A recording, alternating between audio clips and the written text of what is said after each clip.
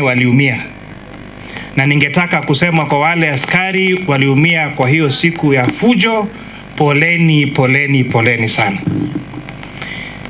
Niwashukuru pia raia wengi ambao mmekuja kunitafuta, kuniambia pole, na mhubiri amesema tusameheane.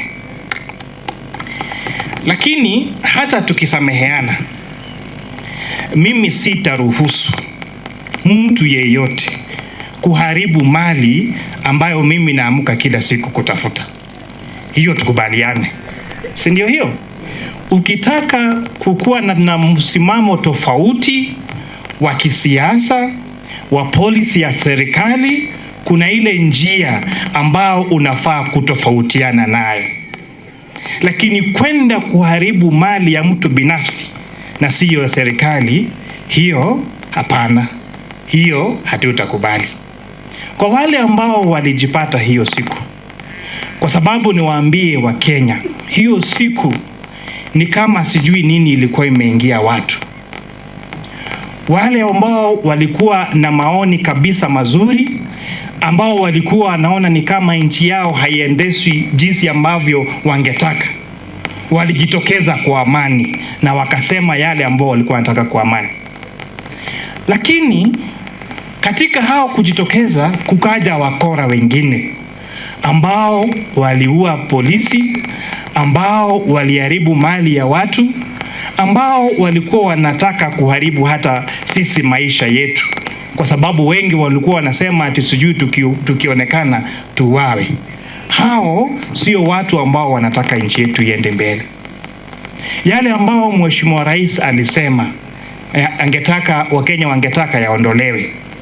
Hata ingawa katika hiyo finance bill mambo mengi ambao mlisikia ilikuwa porojo. Hati sijui kulikuwa na kodi ya saratani, hiyo ilikuwa porojo. Sijui kulikuwa na kodi ya mashamba, hiyo ilikuwa porojo. Lakini nataka kumshukuru Rais kwa sababu alisikiza Wakenya na akasema basi tuiondoe hii finance bill kando na tupunguze budget kwa ile kiasi ambapo hiyo finance bill ilikuwa inarisi. Jambo ambalo saa hizi linaendelea katika discussion ya supplementary budget ambayo inaendelea katika bunge wakati huu. Baada ya hapo Wakenya wakasema pia hili baraza la mawaziri tunataka waende wapi? Nyumbani. Rais ametekeleza ama hajatekeleza? Baada ya kusema hayo, sasa wanasema hapana, hiyo haitoshi, Ruto must go. Nataka kushukuru sana Mheshimiwa Raila Odinga kwa sababu siku ya juzi mulisikia aliuliza, sawa, Ruto must go, akienda itafanyika namna gani? Katika sheria yetu ya Kenya, kama rais amejiuzuru ama ametoka, yule ambaye atachukua usukani ni makamu wa rais. Kwa hivyo itaendelea, Kenya Kwanza ndio itaendelea kuwa katika uongozi.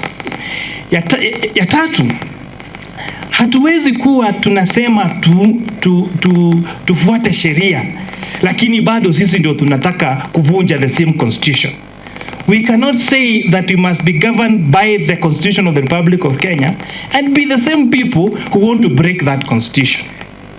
Jinsi ya kumuondoa Mheshimiwa Rais ni kupitia kwa kura. Kura ambayo inakuja ni ya 2027. Na wakati huu ukikuja, kila Mkenya, na ningetaka kuambia hata vijana, tujitokeze tuchukue kura wakati itakuwa kuchukua kura. Hii ndiyo siku tujitokeze tufanye decision ambayo tunataka ni nani watatuongoza hapo awali. Lakini katikati ya saa hii na 2027 hakuna uchaguzi.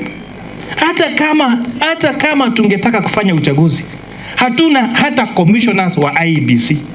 Kwa hivyo usipokuwa na viongozi na hauna IEBC, inamaanisha nchi labda ichukuliwe na jeshi. Na sisi tunajua vile nchi ikichukuliwa na jeshi huwa inaendelea. Tumeona Burkina Faso, tuliona Egypt, na tumeona Sri Lanka, na tumeona nchi zingine. Mungetaka serikali yetu ichukuliwe na jeshi? Mnataka hivyo? Useme uchaguzi 2020? Ya pili, sijui kama nyinyi mnajua, mimi najua ya kwamba kabisa sisi watu wa Molo tunajua maana ya amani kwa sababu tushaikuwa wakati hakuna amani. Ni kweli ama ni uongo? Si tumepitia hapo kidogo kidogo. Hata juzi tu hapa kulikuwa na shida kidogo hapa chini, na nashukuru sana viongozi wetu wa usalama umeweza kuyatatua. Ile siku kulikuwa na mambo ya cutline, tunajua vile ilifanyika, tunajua vile ilifanyika 27. Kwa hivyo sisi tunajua the importance of peace because we have lived without peace. Tunajua maana ya amani kwa sababu kuna siku tumekaa bila amani, na ndio sisi tunasema we want peace. Watu wa Molo, do you want peace? Sema we want peace. Hiyo sauti iko chini. Watu wa Molo, mnataka peace? Tunasema we want? We want? We want? We want? Abu neno wanasema we want peace kwa ishara ya mkono huko nyuma. Kwa hivyo wale ambao wanatofautiana kwa jinsi ambavyo nchi inaendezwa, waseme kwa njia mzuri, lakini sio kwa kuleta vurugu. Hiyo nilikuwa ya huko juu, tukuja hapa nyumbani. Mimi nataka kushukuru sana watu wa Mariasho. Nilikuja mara ya kwanza hapa 2014. Mnakumbuka ule mradi tulikuwa nao wa mahindi? Mnakumbuka? Kwa wazee. Tukakuja tukaanza safari pamoja. Na mimi nikawaambia na nikawahakikishia mambo ya nyinyi kuwa treated kama second class citizens katika Molo constituency itaisha mkinichagua kama mbunge wenu.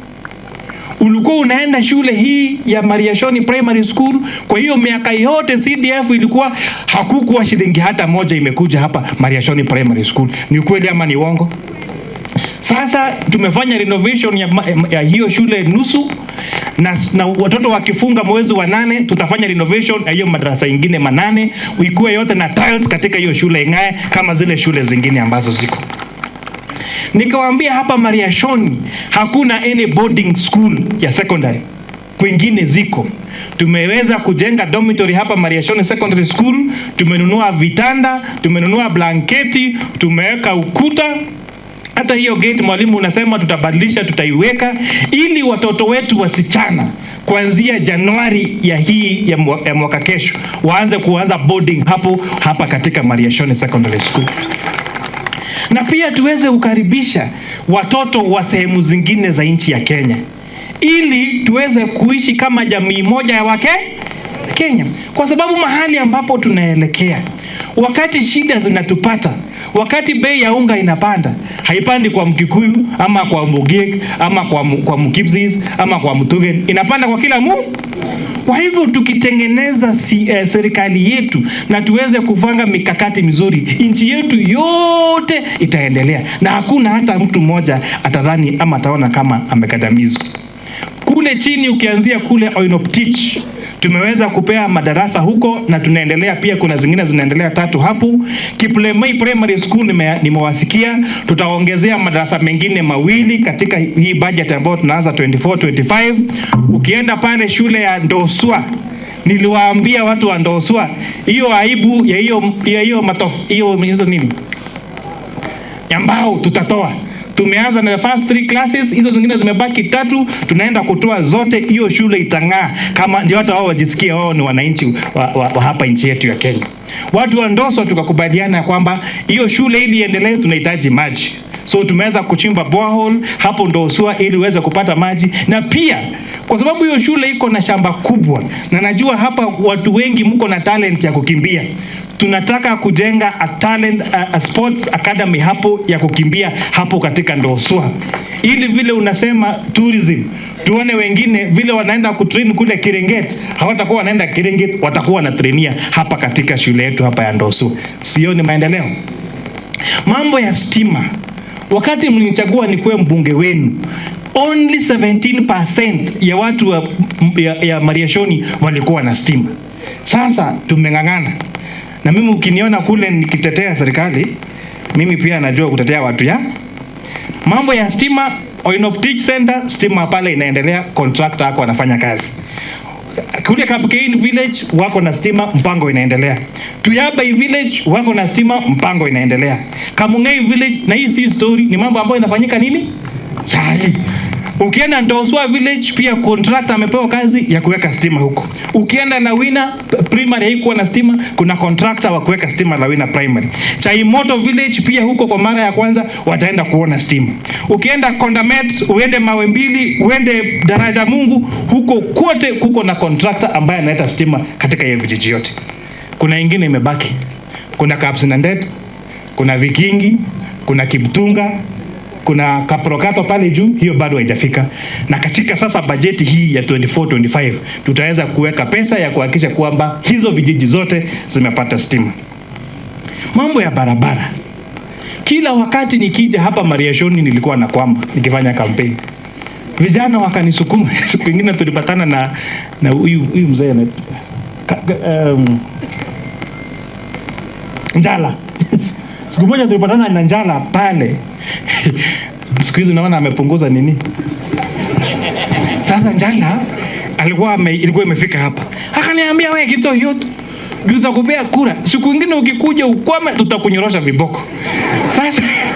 Sasa na Njala akizama anaweza nyorosha mtu viboko, anaweza nyorosha mtu viboko. Sasa mimi nimeng'ang'ana kuhakikisha kwamba barabara zetu, bila kujali ni gani ya county na ni gani ya national, mimi tunashirikiana na mheshimiwa wenu Bena, na muuliza wewe umeweka pesa gani?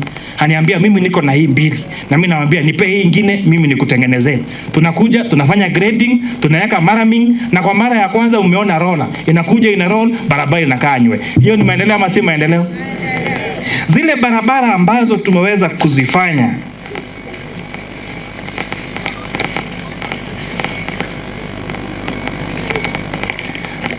barabara ya kutoka Kaprop kwenda Block 10 hiyo iko sawa. Kutoka Kaprokato kwenda Timo iko sawa. Kutoka Digital kuja Mariashoni iko sawa. Ama haiko sawa? Haiko sawa? Sasa nikisoma barabara unasema iko sawa.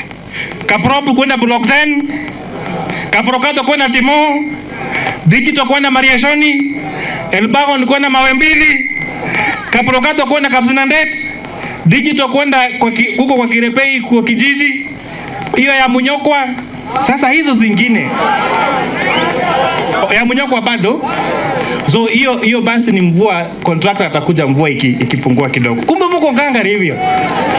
Kumbe nilikuwa nafikiria hamjui vitu.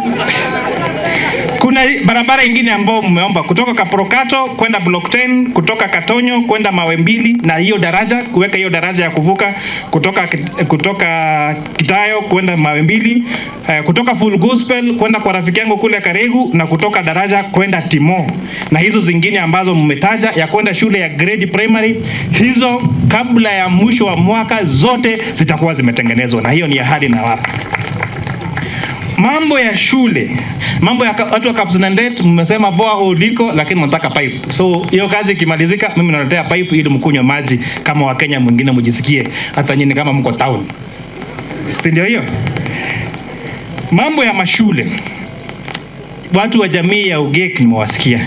Kuna ile shule ambayo ilikuwa inaitwa iko Kiptunga, ilikuwa inaitwa Kiptunga Primary, mahali ambapo watu wengi sana hata watu wa kutoka Elbagon walisomea. So hiyo shule katika bajeti ya mwaka huu tutaianzishia na shilingi milioni 4, tufanye renovation the whole school ili hiyo shule iweze kutumika. Nimeambiwa pia mlikuwa mmetenga shamba ya grade grade. Tutawapea darasa za kwanza 3 za kuanzisha hiyo shule ili tukue na shule pia hapa. Bwana OCPD, wewe umelia choo ya pale kwa OCS, usikuwa na wasiwasi. Kuanzia Monday choo itaweza kuchimbwa ili uweze kuwa na nafasi ya kupea hawa watu services. Nimalize na kuambia hivi. Mimi najitolea kila siku kuhakikisha ya kwamba yale maneno mnasema kama hiyo mambo ya ajira tumewashughulikia. Ndio maana hapa Molo kuna yule mzee alisema kuna zile Mibei, mzee Mibei anasema kuna makazi mingi ziko ugaibuni na mnataka kufanya hiyo kazi ama hamtaki? Mnasema mnataka. Ili uende kufanya kazi kule kuna kitu moja lazima ukuwe nayo. Ni nini? Ni nini? Ni passport. Passport kuzipata hapa Molo inabidi utoke Mariashoni, uchukue bike hadi Warufaka, upande matatu, ufike Nakuru ndio uapply passport. Si ni kweli? Si hiyo hata gharama peke yake ni pesa mingi sana, kutoka fare kutoka hapa hadi Nakuru na kurudi.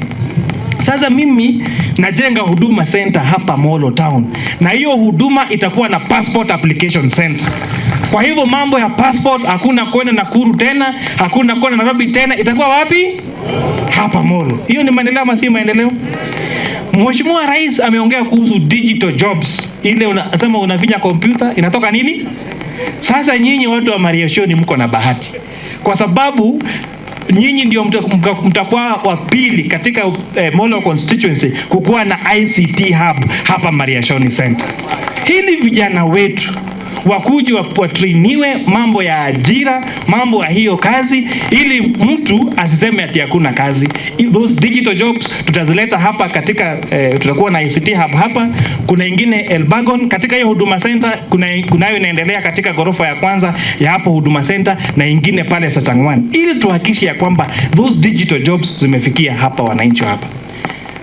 Machief, tafadhali mimi nawaomba tusaidiane hapa. Hata ingawa huduma center haijamalizika, tukichukua vijana wawili per sub location, niwasaidie kupata passport, tuwasaidie kupata kazi, ya dhiri tutakuwa tumesukuma, tutakuwa tumetoa watu katika kijiji. So tafadhali bwana chief, please look for deserving families katika kila sub location. Patia vijana wangu hizo documents zao, niwasaidie kupata passport, tuwasaidie waweze kupata kazi wale ambao wanataka kufanya hizo kazi. Mimi naomba ya mwisho, tumuombee sana Mheshimiwa Rais, kwa sababu ako na nia kabisa ya kuunganisha nchi yetu na kuhakikisha ya kwamba Kenya imeendelea mbele. Lakini wakati mwingi kunapatikana fitina, saa zingine propaganda, na saa zingine inakuwa ngumu kufanya kazi. Mtamuombea rais wetu aendeshe nchi yetu mbele? Na kuna mmoja alisema, yule ambaye anamuombea kiongozi wake kuanguka, huyo ni adui wa nchi yetu. If the president succeeds, we all. If the president fails, we all. So tafadhali tumuombee aweze kuendesha nchi yetu mbele, ili tuhakikishe ya kwamba this country becomes a great country.